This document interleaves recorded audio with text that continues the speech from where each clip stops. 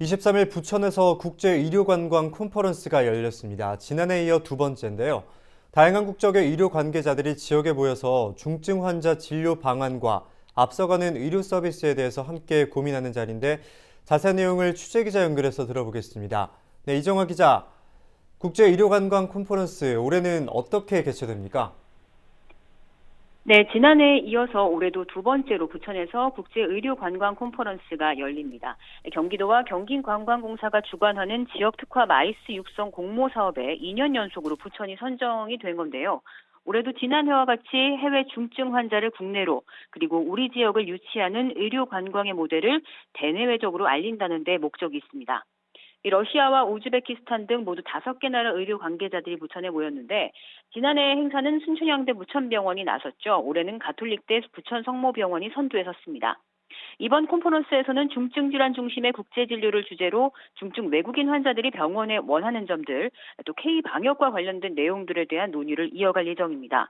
그런데 중증 환자와 선진 의료 시스템에 주로 초점이 맞춰졌던 지난해와 달리 올해는 코로나19에 대한 영향으로 컨퍼런스에 대한 주제도 조금 달라지고 확대된 점을 확인할 수 있습니다.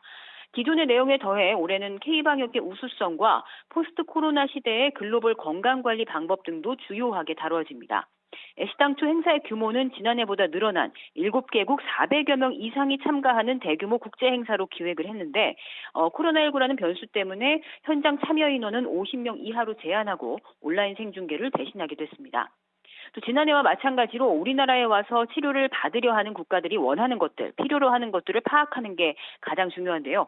이 중대한 병으로 병원을 찾은 외국인이 얼마나 편안하게 진료를 받을 수 있느냐가 관건이 될 것으로 보입니다.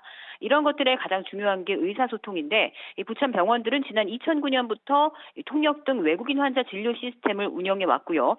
앞으로는 이 서비스 역시 대폭 더 늘려간다는 방침입니다. 특히 현재 우리나라는 전 세계적으로 유행인 코로나19의 상황을 거치면서 방역뿐만 아니라 병원 진료 시스템이나 우수한 치료 인프라 등이 주목받고 있습니다. 부천의 의료 관광 자원 콘텐츠를 이용해서 의료 관광 산업을 이끌고 또 지역 경제 활성화로까지 연결할 수 있을 텐데요. 문화 도시를 내세우는 부천이 2년 연이어 의료 컨퍼런스까지 개최하면서 앞으로는 의료 관광까지 또 하나의 미래 성장 동력으로 삼을 수 있을지 중요한 기로에 서 있습니다. 헬로티비 뉴스 이정아입니다.